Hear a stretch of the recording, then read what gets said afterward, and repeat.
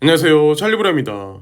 오늘은 업비트 원화마켓에 있는 그래서 이 CTC 코인 관련해서 말씀드릴 부분이 있어가지고 가장 최근에 나온 뭐 뉴스와 흐름을 토대로 해서 오늘 영상에 꽉꽉 눌러 담았습니다. 그래서 처음부터 끝까지 보시면 현재 이제 CTC 코인 투자하고 계신 분들한테 이래서 이제 CTC 코인이 중요하구나. 앞으로의 행보에 관해서도 유출을 할 수 있는 몇몇 가지 이제 뉴스가 나온 게 있어요. 그것을 이제 전달 드릴 거고, 일단 제가 먼저 영상에 들어가기 전에 말씀드리고 싶은 부분이 있는데, 코인 투자는 고수익과 고위험 또한, 이게 이 두 가지가 사실 공존하죠. 그렇기 때문에 너무 큰 비투를 하는 거는 좀 웬만하면 지향보다 지양 하시고 자제를 하시고 적정 범위 내에서만 이제 투자를 하시는 게 제가 보기에는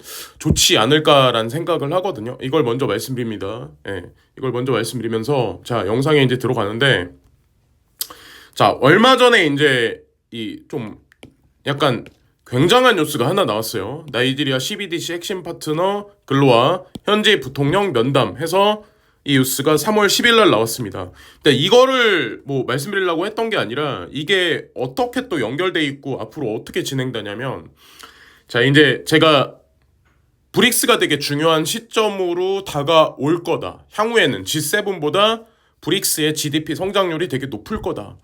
인구 증가율이 그리고 젊은 인구층이 넓은 스펙트럼이 넓은 그런 지역이나 국가들이 오히려 더 GDP 성장 면에서 더 우월할 거다. 기존에 있는 선진국들보다. 그래서 여러분들은 요즘 들어서는 특히나 이제 2018년에는 별로 우리가 인구 감소에 관련해서는 별로 피부에 와닿지 않았을 거예요. 근데 요즘에는 이제 공중파 미디어에서 이런 얘기들을 이제 하루가 다르게 아마 계속 얘기를 할 거예요. 이게 바로 발등에 불이 떨어진 거죠. 금세기 말 전 세계 인구 절벽 덮친다. 거의 모든 국가서 인구 감소. 그래서 특정 몇몇 개 국가 빼고는 대부분의 국가들은 인구가 감소해서 경제 규모 파이는 줄어들 수밖에 없습니다.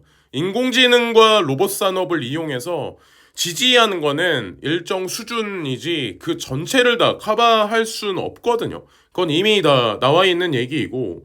자, 그래서 제가 근거값을 가지고 이제 왜 나이지리아를 포커스로 해서 아프리카 대륙 전체를 대상으로 해서 블록체인 사업을 필려는 글로아 CTC 코인이 왜 중요한지에 관련해서 근거값을 이제 한 가지 보여드리려고 하는데 세계 4대 회계법인 컨설팅 회사가 있어요. 이거 4대 천왕이 있는데 일명 이제 빅4 이제 어카운팅 펌인데 하나는 프라이스 워터스 쿠퍼스 그리고 딜로이시 있고 어니스트 영이 있고 KPMG가 있습니다. 근데 이 자료는 PwC 자료예요. PwC가 IMF 자료를 토대로 해서 예측을 한 거예요. 향후 어떻게 될지. 2016년에 그리고 2025년까지. 그래서 약간 좀 지난 자료이긴 한데 IMF나 PwC, 어니스트영, 딜로이트 이런 데는 객관적인 사실을 토대로 해서 장기적인 플랜을 짜서 다국적 기업에다가 이제 컨설팅 자료를 넘겨주고 예측 자료를 하는 데기 때문에 아마 이 측정값이 분명히 맞을 겁니다. 그래서 뭐 개인의 피셜보다는 객관적인 자료를 토대로 한 거기 때문에 그런 측면으로 보시면 되는데 이거는 그냥 GDP가 아니라 PPP를 바탕으로 한 GDP예요. 그래서 2016년에 이미 중국이 미국을 앞섰습니다. 여기 이때 이미 뭐 인디아 일본, 독일, 러시아, 브라질, 인도네시아 해가지고 세계 10대 중에 브릭스가 서서히 이제 들어가기 시작해요. 근데 2050년이 되면 세계 최정상 10개국 중에 6개 국가 상위 랭킹, 여기 7개 안에는 미국 빼고는 전부 다 이제 브릭스가 여기 들어갑니다. 그래서 이거는 제 개인의 피셜이 아니에요. 이 중에 이제 눈여겨봐야 될 몇몇 개 국가들이 있어요. 여기서 이제 자, 여기 이제 나이지리아 들어가 있습니다. 베트남, 필리핀, 나이지리아가 들어가 있는데 이게 이제 CTC 코인하고 깊숙하게 관련돼 있죠. 이제 얼마만큼 상승하냐? 2016년부터 2050년까지. 베트남은 32위에서 20위로 올라가고, 그리고 필리핀은 28위에서 19위로 올라가고, 자, 나이지리아는 22위에서 14위로 급등을 합니다. 그래서 여기 보면 연평균 성장률이 5.1%, 4.3%, 4.2%인데 아니 연평균 성장률이 4.2%가 뭐가 그렇게 대단하냐라고 지금 말씀하실 수도 있지만 사실 지금 현재 고령화 추세 상황에서 거의 대부분의 선진국들, G7에 있는 이런 국가들은 1% 내지 1.5%로 향후 2030년 내지 2050년까지 아마 성장률이 이렇게 진행되지 않을까 생각을 합니다. 근데 이 국가들은 최소한 못해도 평균값이 이 정도가 나온다는 거죠. 지속적으로. 그럼 과연 그 끝은 어떻게 될까요? 이미 그래서 그 근거값을 가지고 이제 오늘 영상에 다시 한번 이제 말씀드리려고 하는데 브릭스의 대표적인 이제 브릭스가 이제 사실은 이 5개 국가 여기 브라질, 러시아, 특히 이제 중국, 인도, 남아프리카 공화국을 토대로 해서 작년 한 해부터 올해까지 계속 아마 추가적으로 들어가서 브릭스가 아마 확장돼서 80개국 가까이 아마 늘어날 겁니다. 여기 연합체가 늘어날 텐데 거의 대부분은 다 신흥국들이죠. 그러니까 못 사는 나라 아니면 인구를 바탕으로 해서 GDP 성장률의 포텐셜이 보여질 수 있는 그런 국가들이 아마 주를 이루지 않을까 생각을 하는데 여기 나이지리아는 여기 없어요. 근데 제가 왜 이걸 말씀드리려고 하냐면 통상 표면상에는 남아프리카 공화국이 아프리카 대륙에서는 가장 이제 최상위급이라고 이제 우리는 알고 있어. 표면상에는. 근데 알고 보면 나이지리아가 사업가들한테, 자본가들한테는 더 취할 수 있는 이득이 많은 국가입니다.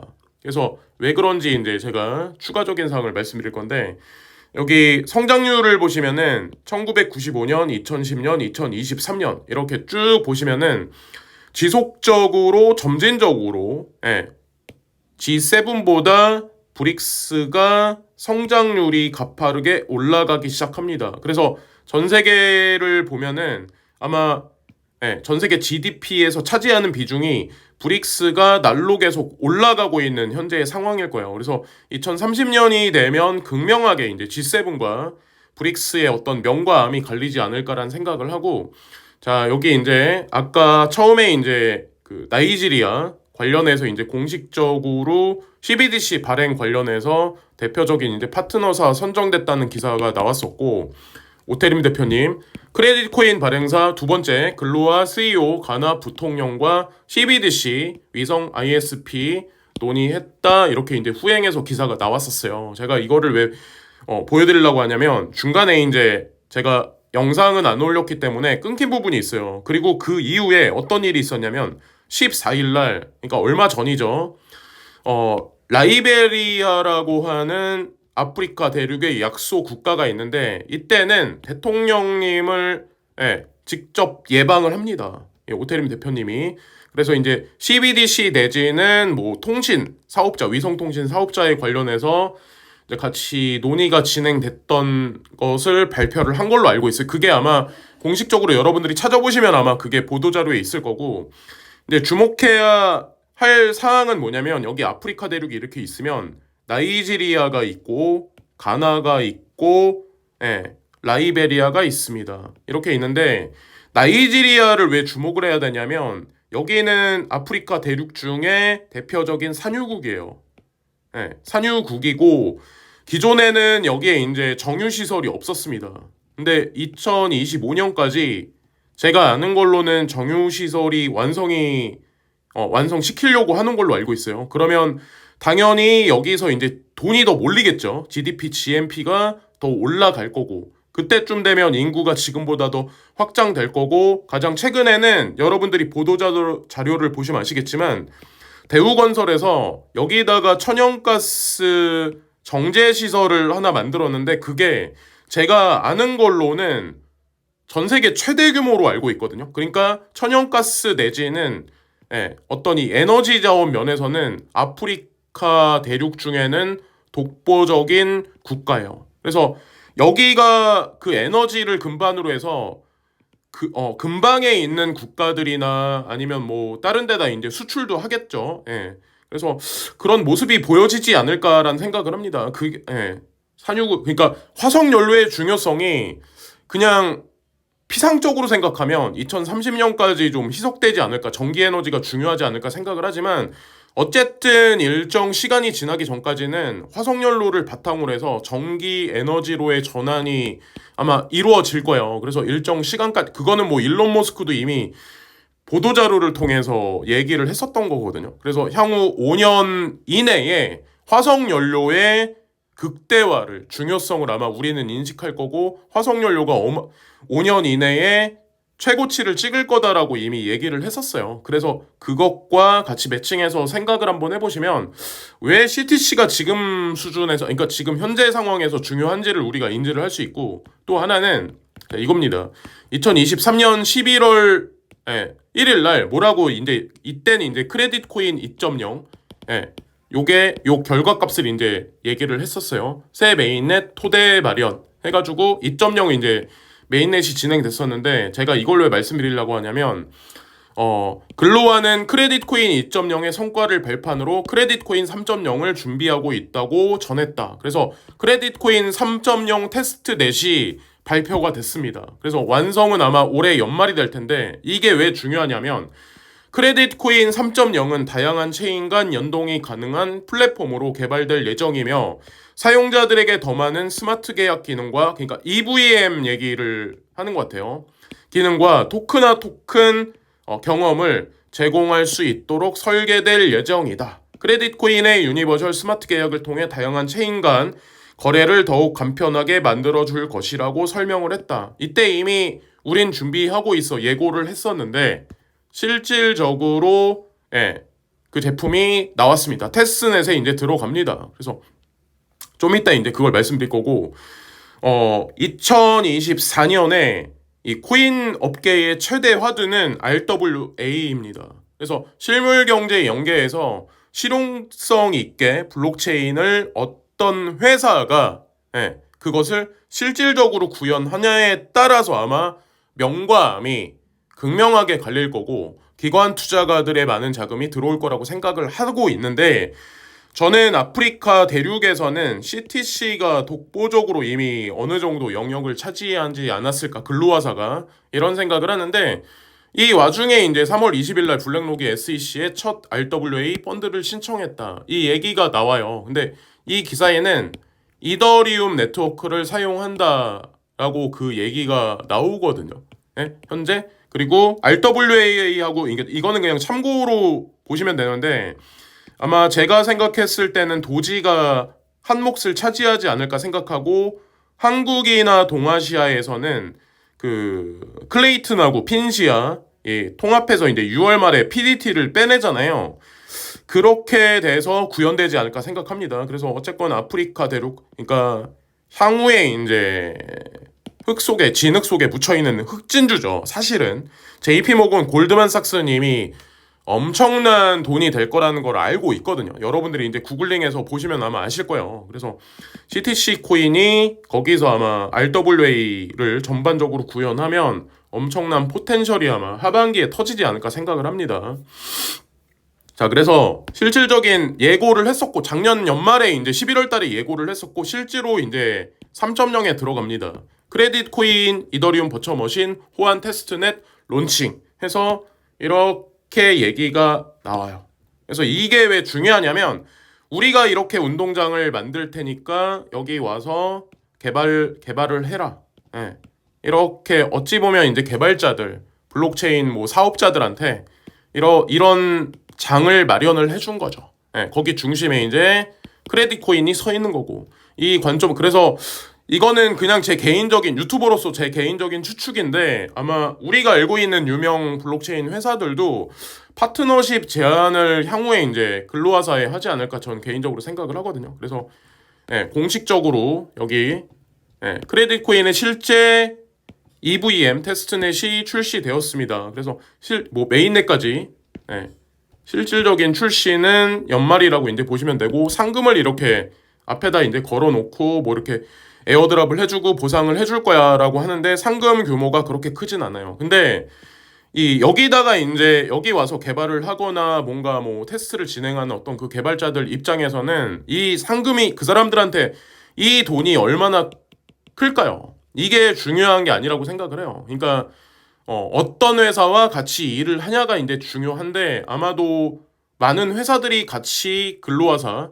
이 CTC 코인사와 같이 일을 하고 싶어 하지 않을까라고 이제 전 생각을 합니다. 그리고 이제 끝으로 제가 말씀드리고 싶은 부분이 있는데 댓글을 이제 가만히 보면은 빗썸에서 유의 종목 지정돼 있는데 이거 위험한 코인이다라고 이제 간간히 이제 그 글을 쓰시는 분들이 있는데 코인 투자한 지 얼마 안 되셔가지고 분위기 파악을 잘 못하시는 분들도 아마 그러니까 개 중에는 계실 거예요. 뭐 표면상에 나와 있는 것만 보시니까. 근데 한국엔이 이제 닥사라고 하는 이 5대 원화마켓 거래소를 가지고 있는 이 연합체가 있습니다. 근데 닥사 중에 유일하게 빗썸만 이 CTC를 유의 종목으로 지정해 놓고 해제를 안 하고 있어요. 근데 제가 한 가지 예견을 한번 해볼까요?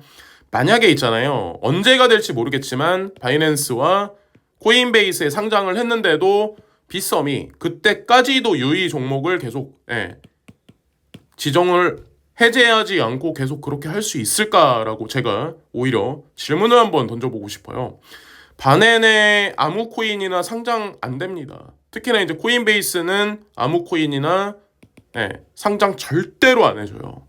전 세계 모든 코인사들이 마지막 최종 목적지로 바라보는 게 큰 펌핑을 위해서는 반행 상장을 노리고 그리고 확정적인 검증이 됐다라고 그것을 이렇게 레퍼런스를 받을 때는 코인베이스 상장이거든요. 근데 아시겠지만 코인베이스로부터 우회적으로 이 근로화사하고 관련돼 있는 회사에 이미 투자가 진행돼 있기 때문에 이거는 거의 제가 봤을 때는 뭐 확률상 50% 이하가 아니라 60% 이상이지 않을까 개인적으로 이제 그렇게 생각을 하는데 뭐 저는 어느 순간이 되면 유의 종목 지정 그러니까 됐던 게 해제되지 않을까라고 이제 생각을 합니다. 자, 그래서 여기까지 이제 말씀드리면서 자, 영상을 이제 마무리하려고 하는데 이 산유국으로서의 나이지리아, 아프리카 대륙에서 아니면 전 세계에서 산유국으로서 어떤 위치에 있는지 그게 얼마나 큰 베네핏인지 그게 이제 CBDC와 과연 무슨 관련이 있는지 여기에 사실 키포인이 있거든요. 거기에 보시면서 이제 지금 흔들리지 마시고 뭐 다가오는 호재거리라든가 여러 가지 RWA하고 이제 관련해서 큰 그림을 그리시면서 투자를 하시면 분명히 좋은 성과가 2024년 연말 안에는 있지 않을까라고 이제 마지막 정리해서 말씀드리면서 방송을 마치겠습니다. 시청해주신 많은 분들께 깊이 감사를 드리고 오늘 하루도 좋은 하루 되세요. 감사합니다.